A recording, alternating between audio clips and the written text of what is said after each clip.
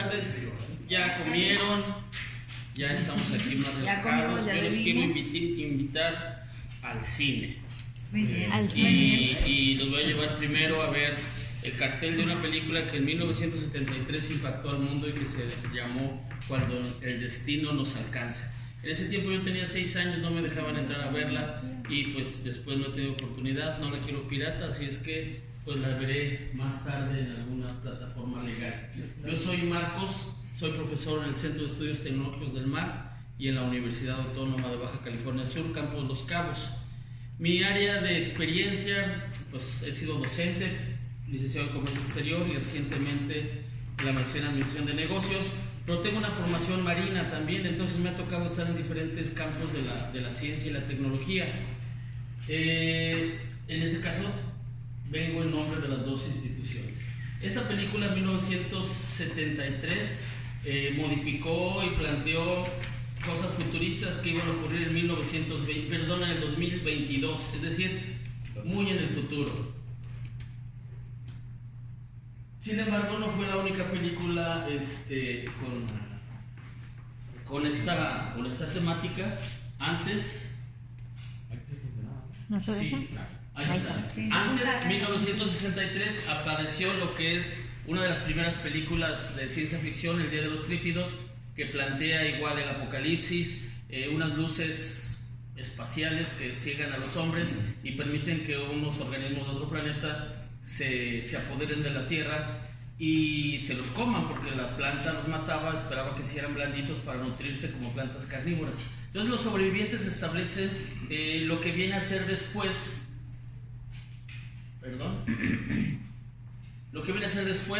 el mismo tema del mundo acuático, Waterworld, y el mismo tema del Walking Dead.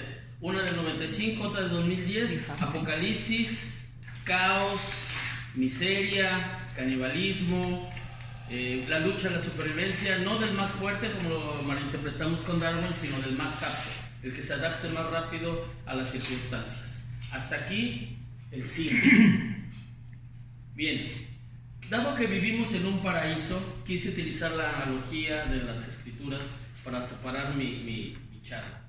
Génesis, diluvio, Éxodo, Vía Crucis, Apocalipsis y el nuevo reino.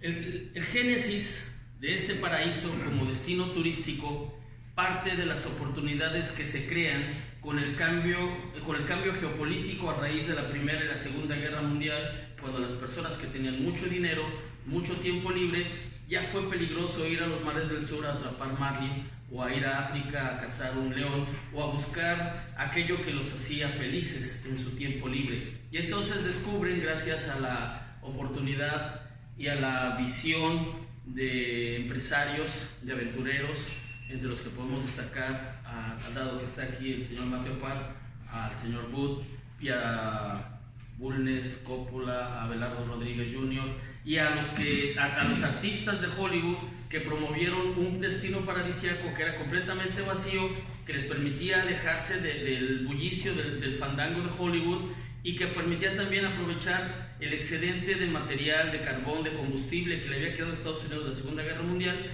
y que le había permitido también tener esa supremacía para ser los ganadores, los buenos de la guerra. Entonces, esta oferta de atractivos que hay, pesca deportiva, sol, playa, tranquilidad y sobre todo una disponibilidad de recursos que daba opción para el establecimiento de nuevos negocios que venían a sustituir pues lo que ya existía en otros países o en otras zonas que habían quedado devastadas o que ya no eran rentables o poco seguras.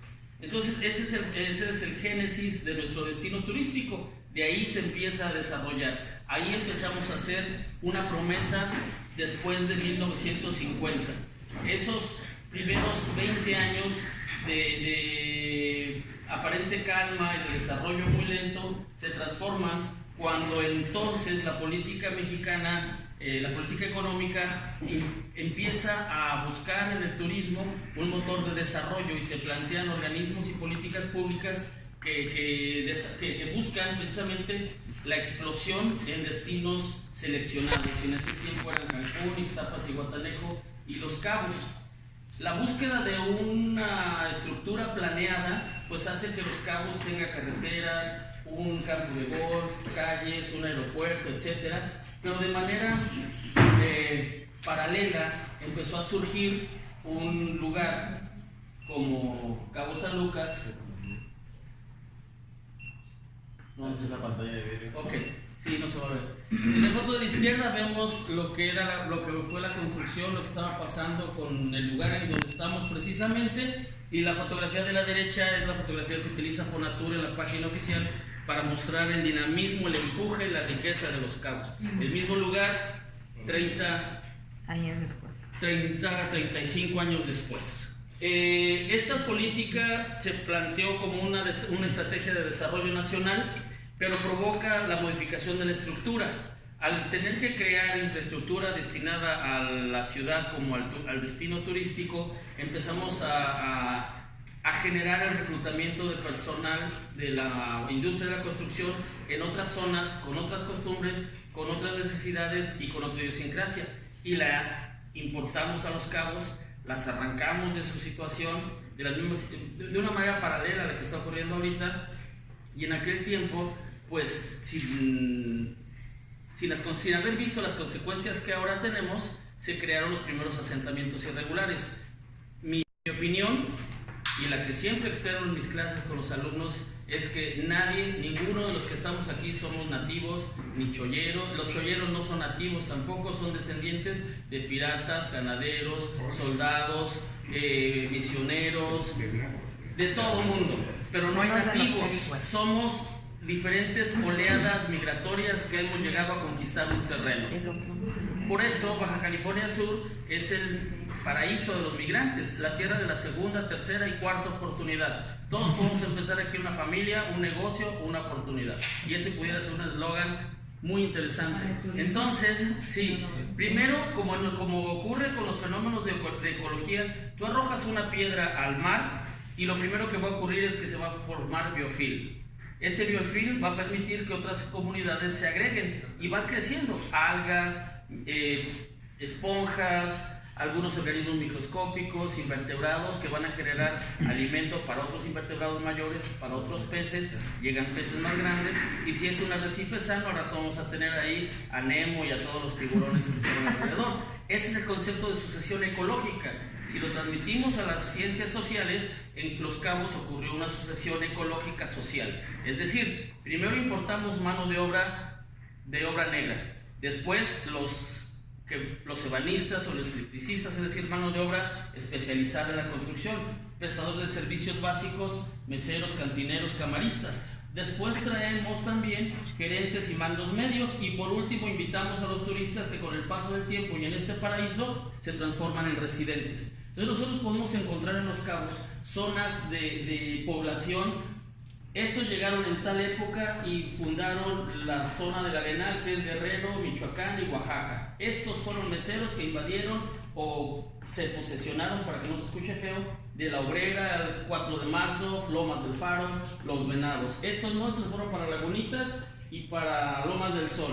Aquellos más tarde Los Cangrejos. Pero estos son Infonavit porque estaban en la CROC. Es decir, un estudio concienzudo de la estructura poblacional de Los Cabos nos permite también predecir cómo fue la historia de este lugar. Hasta aquí estamos hablando del diluvio de oportunidades y del diluvio de cambios que hubo aquí. Se transforma la economía. Dejamos de ser agricultores, ganaderos, pescadores, para buscar ser proveedores de servicios, ya sea turísticos o para la industria turística. En este caso vamos a tener beneficios directos e indirectos, que son lo que nos transforman ahora en el segundo o tercer lugar nacional en turismo, dependiendo la métrica y los indicadores. Entonces hasta aquí estamos en el diluvio. Sigamos con el éxodo. Reclutamos mano de obra que va a generar una presión sobre los recursos naturales, suelo, agua, y también sobre los recursos provenientes del comercio. Cada vez necesitamos más y más satisfactores. En la pirámide de Maslow vamos a necesitar primero toda comida, agua, todo aquello que nos va a satisfacer las necesidades básicas, y lo que en aquellos tiempos, 90s, 80s, era el San Luis, el Castro, el Dianas, la Conasupo, la tienda de Lista, etcétera, tuvo que transformarse en los 2000 en el primer supermercado Mega, que fue la Soriana, y de ahí todo el desengrane que llega con los grandes supermercados, que cuando los amigos paseños vienen se preguntan ¿por qué no hay Costco en La Paz? Pues nomás hagan números, tenemos ahorita más población que la capital del estado, y por cómo vamos, pronto más que todo, pues seremos doble o triple. Y entonces tenemos asentamientos humanos irregulares, una demanda de servicios, pero no es una demanda consciente, es una demanda desesperada. A mí no me importa cómo ni a qué hora, pero yo quiero agua, o yo quiero luz, y no hay obra, pues me cuelgo, o busco de dónde, o busco cómo. Y obviamente ante la escasez de oportunidades o de satisfactores formales, pues caemos en la ilegalidad, en la irregularidad y en situaciones de violencia. Yo quiero creer que Odil nos mostró una excepción de lo que podríamos ser Los Cabos en una situación de apocalipsis. A mí me daría miedo que eso fuera constante. ¿Qué nos salvó de Odil? La intervención del gobierno federal, el trabajo colectivo, no hacer casos a las hordas de cholos violadores que andaban por todas las colonias de todos Los Cabos. En fin, eso fue un ejercicio social y desde mi punto de vista deberíamos de analizarlo para poder tomar y para poder plantear políticas públicas que evitaran eso. Un año después, 2 años después, ocurre cuando entra la gendarmería o se establecen otros procesos de control para evitar estas situaciones. Pero en fin, yo vuelo cada 15 días a Vallarta por necesidades familiares. Cuando me voy en el avión de bajo presupuesto, voy acompañado de cabeños adinerados, es decir, que pudieron comprar un boleto de avión, regresan a su tierra y hablan de las maravillas que hay en Los Cabos. Cuando me regreso el lunes a trabajar, viene de futuros cabeños, personas que traen su bolsa, su maleta, pero no solo eso, lo más importante, traen una esperanza pintada en la cara. Y lo más interesante, hay un cabeño reciente que los está esperando afuera con la camioneta y los trae paseando, y entonces ellos ven la oportunidad, y yo escucho a los niños que dicen: mamá, es que no conozco el mar, ¿tú crees que vaya a venir mi tío? Sí, no te preocupes, me acaba de mandar un mensaje que nos está esperando allá afuera. Nos vamos con un mensaje y venimos con una esperanza, y entonces tenemos por ferry, por avión o por camión, migración constante hacia este lugar, con las consecuencias que ya tenemos. Tenemos verdaderamente un éxodo. Pero entonces viene el Vía Crucis, la vía dolorosa, las consecuencias de asentamientos no planeados, las consecuencias del manejo político de la comunidad, las consecuencias de un abaratimiento de la mano de obra, las consecuencias de poca ética, de escasez de oportunidades que se transforman, lo podemos ver aquí en la Marina, en una verdadera carnicería. Podemos ver allá afuera una jungla o un arrecife o un manglar, o el cuerpo humano cuando está luchando por sobrevivir en condiciones ya difíciles. Entonces lo que nosotros vemos en Los Cabos es la consecuencia del crecimiento que ocurre en cualquier destino turístico que no ha sido planeado, pero por mucha planificación que haya, tarde o temprano, ante la situación económica, social prevalente en el país o en cualquier otro, van a ocurrir estos mismos fenómenos. Los encontramos en Dubái, los encontramos en Hong Kong, en Rusia ahora con lo del Mundial, lo hemos encontrado en Colombia, lo hemos encontrado en Cancún mismo. Sin embargo, hay diferencias entre Cancún y Los Cabos. En Cancún sí hay un componente nativo que son los mayas, que se mantienen en sus usos y costumbres, pero si hiciéramos un análisis similar en Cancún, encontraríamos una estructura parecida. Entonces tenemos aquí 5 imágenes. Agua, como mencionaba mi colega la maestra Janet, que recibimos de una pipa en tambos azules que antes contenían químicos, llaves que echan aire y que, bueno, pues a veces agua cada 15 días, cada semana, dependiendo la colonia. Un asentamiento humano irregular que según la jornada hace 2 años tenía más de 2,000 personas sin agua. ¿Y de quién es la culpa? De todos. No es la culpa del que invade, no es la culpa del que lo lleva, es una culpa compartida, y yo prefiero buscar soluciones que culpas. Y esa necesidad de utilizar el aguador, el tubo en los hombros, el palo en los hombros para llevar cubetas. La imagen de abajo es de Odín, gente tomando, esperando llenar su tambor de agua. ¿Me creyeron? No es cierto. Es una imagen de la película que mostramos al principio, cuando el destino nos alcanza. Había dos satisfactores principales: galletas hechas a base de la harina de los viejitos que se morían, Soylent, y agua. Era lo único que necesitaban. Esa imagen de abajo es gente esperando su ración de agua para vivir hasta el día siguiente. Y vemos, tal vez sean galones, tal vez sean 5 litros por lo mucho. Entonces, pues ya nos alcanzó el destino. ¿Qué sigue?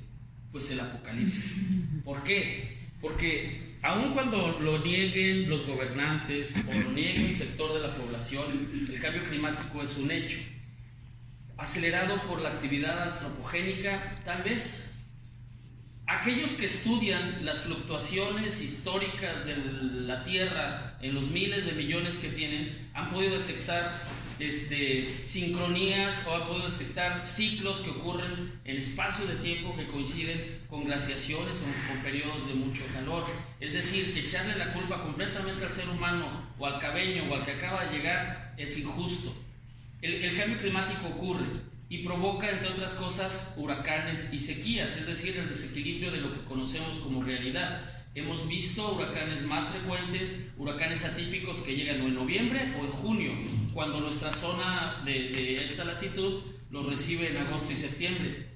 Aumento del nivel del mar, atolones, islas y comunidades costeras en el Océano Índico están empezando a tener crisis porque está subiendo el nivel del mar, y aquel atolón que tenía 5 metros de altura sobre el nivel del mar, le quedan 3 o le quedan 2, y se está convirtiendo para esas zonas ya en un problema de seguridad nacional. ¿A dónde se van a ir si ya no tienen más migrantes?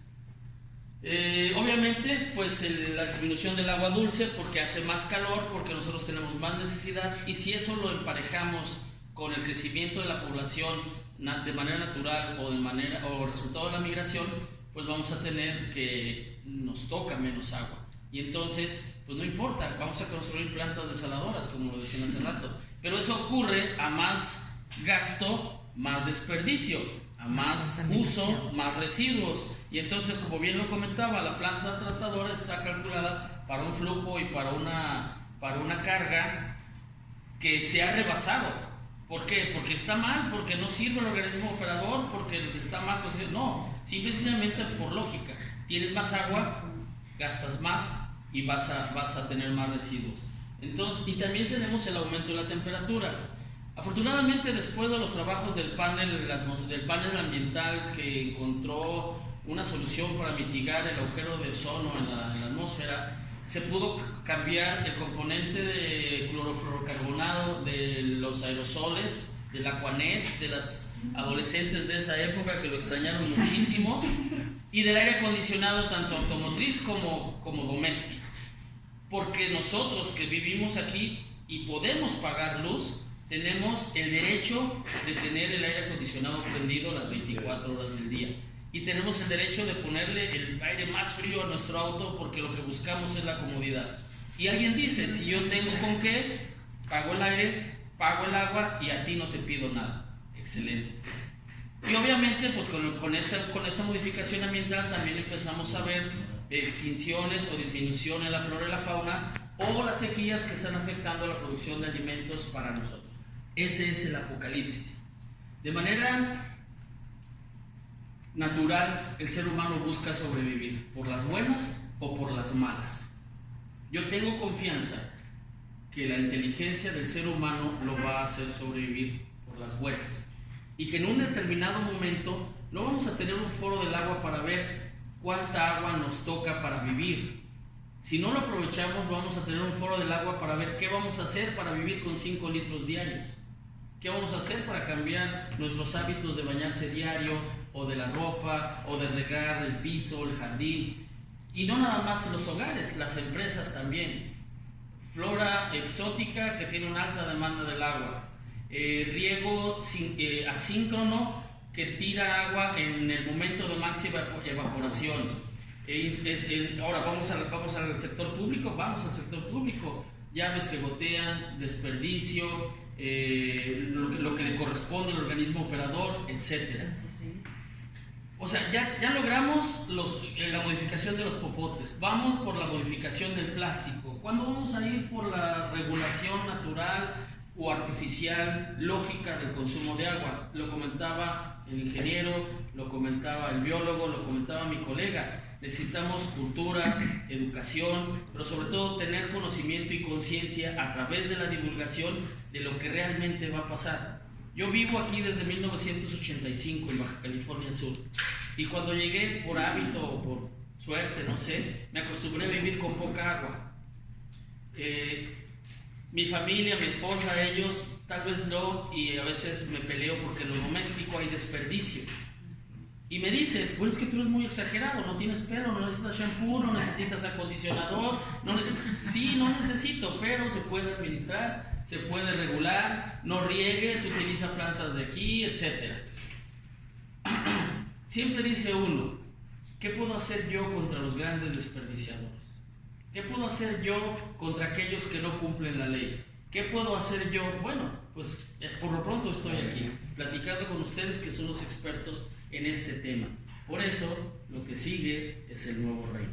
Educación ambiental, que es lo que proponemos, manejo de residuos sólidos que ya no se depositen en las corrientes de agua, que no bloqueen las coladeras, las alcantarillas, que nos permita tener un ingreso para las arcas públicas o por la iniciativa privada o por las ONG que pueden tener ahí un ingreso a raíz del aprovechamiento integral de esos recursos que son los residuos.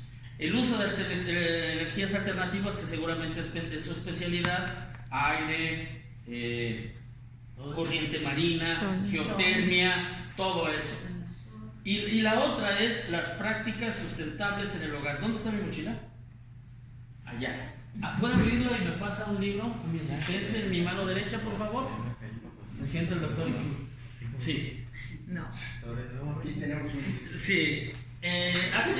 Hace 15 días, 3 semanas, con el Instituto Tecnológico de Valle de Banderas, la universidad está buscando un acercamiento porque nosotros ya podemos trabajar a nivel campus con las prácticas de conocer para certificar y evaluar. Nosotros lo estamos haciendo aquí en Cabo San Lucas recientemente y tenemos un proyecto de seguir avanzando. Cuando le pregunté a mi contacto allá, a la persona que ya tiene 4 años trabajando este proyecto de certificación a nivel superior, educación superior en el tecnológico, me dijo, es muy sencillo, Marcos, puedes empezar con algo tan básico como esto, que es empleos verdes, aplicación de prácticas verdes en tu área de trabajo, y que nos sugiere a través de un proyecto cómo le podemos hacer en nuestra oficina o en nuestro hogar, independientemente de la función que realices, de qué manera se puede disminuir el desperdicio, mejorar el uso de las técnicas y garantizar el uso racional de los recursos. Suena utópico, pero prefiero creer en eso a que esperar a que Max venga a rescatarme por la lucha del combustible o por la lucha del agua, que dicen que va a ser la tercera guerra mundial en nuestro planeta. Yo soy Marcos de Jesús Roldán, ese es mi teléfono, ahí está mi correo. Mi línea de trabajo es, yo trabajo en pesca deportiva como tesis de maestría, pero por la experiencia y por los trabajos que hago en la universidad, puedo trabajar esto de educación ambiental y muchas otras cosas más que como grupo colegiado de investigación está a sus órdenes. ¿Alguna pregunta? Dos preguntas. Es que el trabajo que nos mostró a nosotros se me hace maravilloso para enseñar a los de secundaria, pues es un herramienta de educación cultural. Eso a mí se me hace magnífico, inclusive metiéndole unas escenas magníficas, se puede, pero ahí está el borrador, sí, ¿no? Se me hace si nosotros, buenísimo. por ejemplo, si nosotros organizáramos, si nosotros hubiéramos casado, decía Juanga, pero si nosotros nos hubiéramos organizado y formar un equipo de trabajo, que haya comunicadores, que haya animadores, podríamos crear algo interesante sobre esto. obviamente pagando los derechos de las películas porque pues, sí, nos van a reclamar en algún momento, pero esta a todos nos fascina lo apocalíptico, porque es el morbo, el temor de lo que nos va a pasar. Y algunos estudios dicen, ay, a mí no me importa, yo me voy a morir, que se preocupen mis hijos o que se preocupen mis nietos. Y ahí está la otra cara de la moneda, cuando nos preguntan qué mundo le vamos a dejar a nuestros hijos. Entonces, segunda. Bueno, me encantó todo lo que usted dispuso aquí. Es algo verdaderamente muy interesante. Yo más que nada, más que llegar a las secundarias, que llegara desde el preescolar, porque se necesita la educación primaria desde el que el niño está absorbiendo toda la información para que podamos formar mejores ciudadanos en el futuro. Y yo creo muy importante que les llevemos el mensaje. Entonces yo ahorita ando haciendo una pequeña campañita, porque cualquier cosita que yo haga puede ocasionar un reflejo desde mi casa. Yo me dedico a hacer arte reciclado y no sé mucho, no soy una gran artista ni la mejor pintora, pero estoy haciendo mi mayor esfuerzo. Y quisiera yo ver la manera en que yo pueda adquirir su revista. ¿Este libro? Ajá. Este es parte del material didáctico que te da el conocer y que compras cuando pagas el curso. Lo que nosotros como universidad nos vamos a comprometer es a certificarnos lo más pronto posible para dar esta capacitación y esta certificación al público en general o a las instituciones o a las ONG. Entonces es una tarea que nosotros nos vamos a llevar. Okay. Pero obviamente le podemos buscar el PDF, de hecho lo encontré la mañana y se lo paso con mucho gusto. Se lo agradezco. Esa es una, no impriman lo que no van a necesitar. No me gusta leer en PDF, pero ahí está. Sí. El cuento de Ray Bradbury del delicado sonido del trueno marca que tú puedes cambiar el futuro y lo demuestra pisando una mariposa que provoca que cambie todo. Nosotros tenemos dos opciones: esperar a que invente la máquina del tiempo y regresarnos para dejar de desperdiciar, o empezar a trabajar ahorita y hacer un cambio positivo en el futuro. Esa es una de lo que le iba a decir. La segunda, una razón, y esa es opinión nuevamente de Marcos, no represento a la institución en este momento. Dicen que tú no amas, tú no quieres lo que no conoces, y cuando no lo quieres no lo cuidas. Todos somos migrantes. Cuando le pregunto a uno de mis alumnos, porque como les digo, doy en prepa y universidad, ¿de dónde eres? Me dicen, pues yo nací aquí, pero mi papá es de Guerrero. ¿Y tú de dónde te sientes? Pues yo soy de Guerrero. Y cuando hablas con los adultos dicen, no, pues cuando se acaben los cabos, ¿qué vas a hacer cuando no haya pesca deportiva? Cuando no, me regreso a Guerrero. Realmente, no, la neta, no sé a dónde me voy a ir. Yo estoy trabajando ahorita, de hecho, en unos minutos más, en un curso para guías de turistas, y esas personas que tienen de 40 a 60 años tienen una conciencia muy propia del entorno, de dónde son, de dónde vienen, y ven a los cabos como una verdadera oportunidad.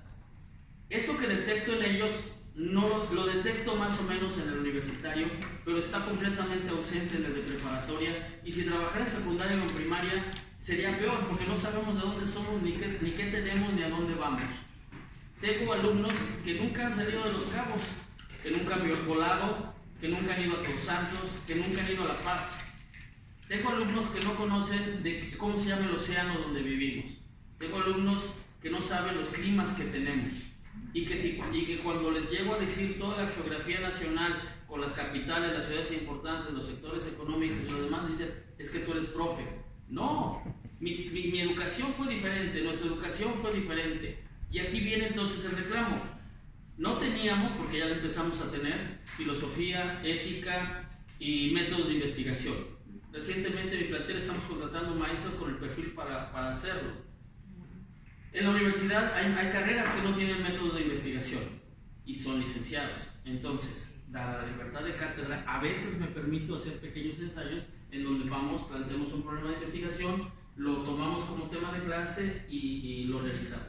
No me estoy promoviendo, solamente estoy compartiendo con ustedes las actividades que como individuo realizo y que vengo a compartir con la maestra que hace ello, con el ingeniero que es un celoso de su trabajo y lo conozco, con otro ingeniero que habla y que conoce su tema, y con cada uno de ustedes que están aquí trabajando. Entonces, pues me uno a esta labor. Ahí están mis datos. Yo me tengo que ir, lo lamento mucho, pero estoy a sus órdenes. Muchas gracias.